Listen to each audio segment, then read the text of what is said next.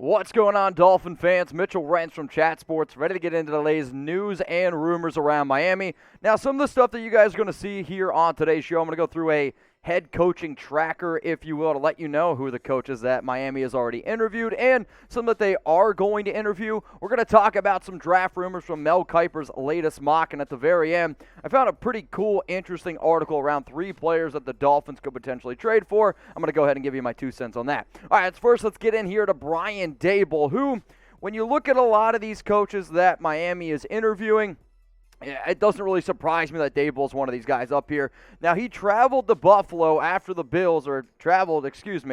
after the Patriots game. Daboll has done a great job developing Josh Allen in Buffalo. And then the other reason why this guy's name keeps on popping up is because, for those of you that do not know, Brian Daboll was the offensive coordinator for Alabama the very first year that Tua Tagovailoa was a quarterback, so there's at least a little bit of a connection there. Another name that is already interviewed with Miami is Leslie Frazier, who, remember, Miami, they traveled to Buffalo after the Bills versus Pats game. Buffalo has one of the top defenses, if not the top defense in the National Football League, and the fact that Buffalo was able to shut down New England twice, yes, I get it, one of those games was kind of a bad wintry mix, but then they also beat them twice, once in the playoffs, once in the regular season. Frazier isn't somebody that I personally would want to be the head coach of really any team because I think he's more built to be a defensive coordinator. There's just certain guys who are built more to be coordinators. Now, a name that continues to become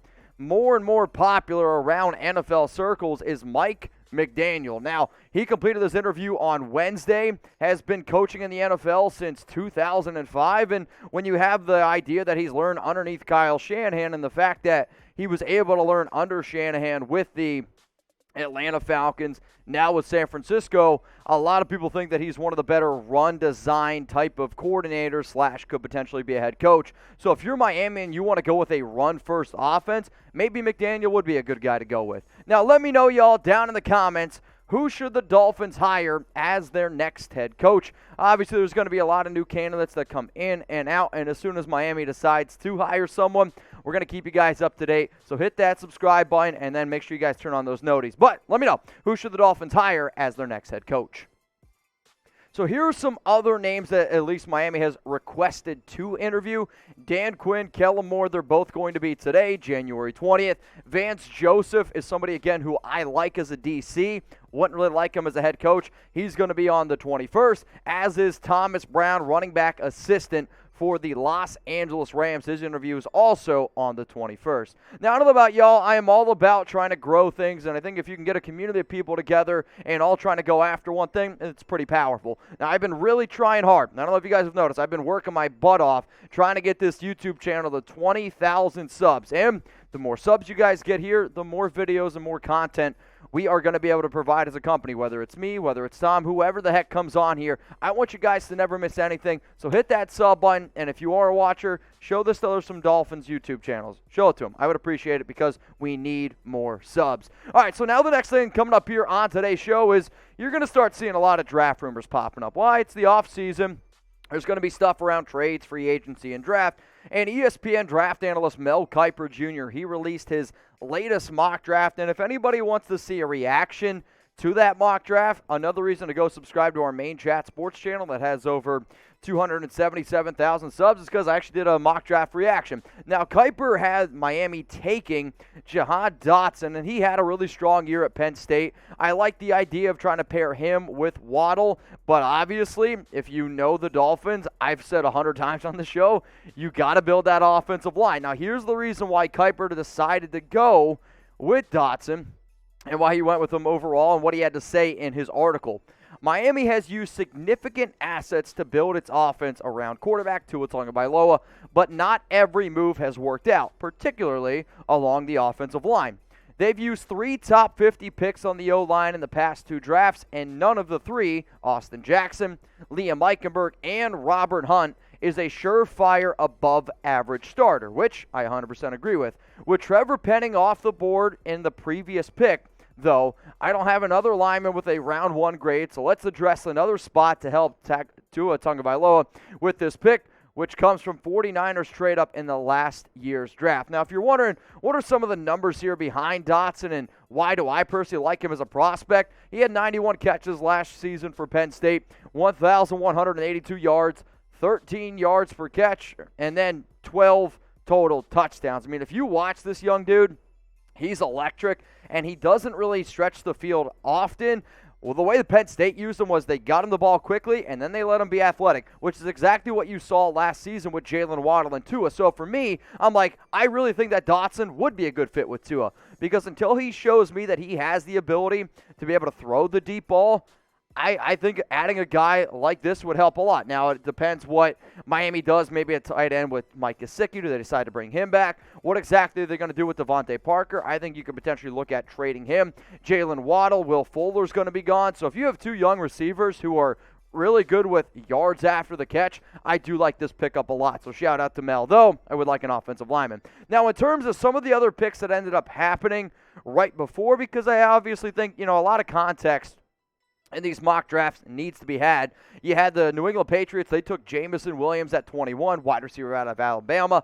Cornerback from Clemson, Andrew Booth Jr. went to the Las Vegas Raiders at 22. George Karlaftis, defensive end from Purdue. He went to the Arizona Cardinals. Travon Walker, defensive lineman from Georgia at 24. And then, as mentioned by Mel, Trevor Penning, offensive tackle from University of Northern Iowa. They went right before Miami. That's why he ended up settling on Jahan Dotson. Now, as it stands right now, Miami, the draft pick technically isn't set in stone yet. And the Mel Kiper mock, they had the, I believe it was at 26 overall because it went off their ESPN power rankings, which is where the 49ers are at, 26 overall pick. But if San Francisco keeps winning, your first-round pick keeps going back and back and back. So who should the Dolphins draft in the first round? Let me know down in the comments.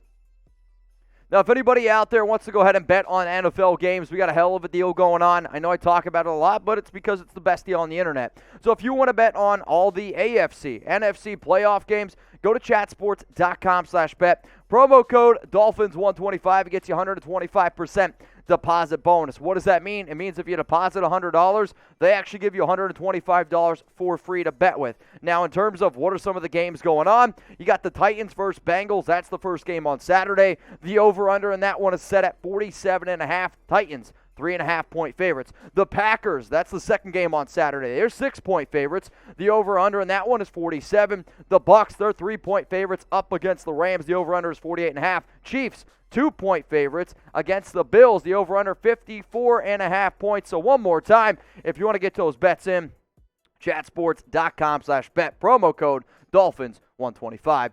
Coming up now here on Dolphins Today, we're going to get into 3 wild Dolphins trade rumors. Now, one of the jobs here that we always try to do at Chat Sports is give you guys the news, give you guys the rumors, then we go out and we search for articles because obviously there's other people that make Dolphins content. Our job is to then go ahead and give you guys our 2 cents on it. So I found an article around 3 players that Miami could potentially trade for, and we're going to go ahead and break it all down.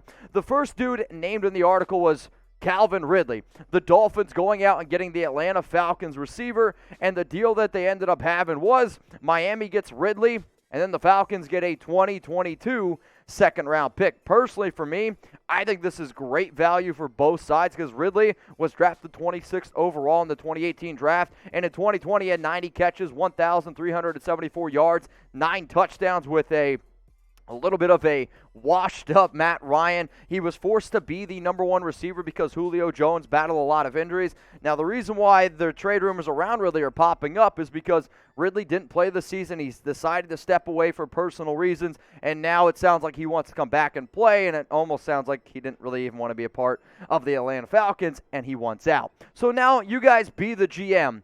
Should the Dolphins trade for Ridley? Y for yes or N for no? Calvin Ridley played with Tua Tagovailoa, so you have a little bit of a connection there. At least they were on the same team at Alabama. Could that be another reason to bring in Brian Daboll? Let me know. Should the Dolphins trade for Ridley? Y for yes or N for no?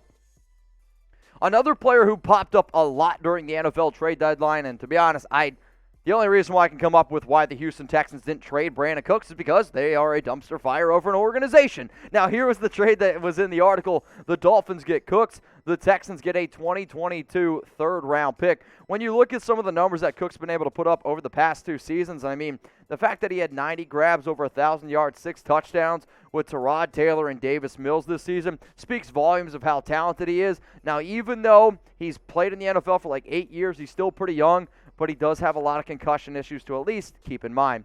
The final player here is not a wide receiver. It's a running back from the Philadelphia Eagles, Miles Sanders. Now, for those of you that don't know, I'm a big Miles Sanders fan. Grew up in central Pennsylvania. I got a lot of family. They watch a lot of Penn State football. And I thought Sanders had big shoes to fill when he was trying to fill in for Saquon Barkley. And Sanders is good. The issue is this: a lot of injury issues. But here was the trade idea. The Dolphins, they get Sanders. The Eagles, they get Devontae Parker. This is a really, really interesting trade idea. Now, in the 12 games that Sanders played, 137 carries, 754 yards, no touchdowns. Yes, no touchdowns, but I think that has more to do with Jalen Hurts having almost, 11 rushing touchdowns this season. Sanders would be good. If the Dolphins were to get him, they could use him a lot more effectively. And honestly, I like Parker as a receiver, but if you can get rid of that monster contract and go out and get a back like Sanders, I would do this trade in a heartbeat. Now, name a player that Miami should potentially go out and trade for down in the comments. Obviously, we're going to get some probably QBs in there. It does sound like, though, that the Dolphins organization wants to stick with Tua Tagovailoa. So name a player that Miami should trade for. Now, if you guys made it this far in the video, just know that I appreciate you. We're going to continue to give you that content. Tomorrow's video is actually going to be a Miami Dolphins mailbag. If you want to see yourself on a future mailbag, guess what you got to do? Sub and hit those notifications. That way you never miss a thing.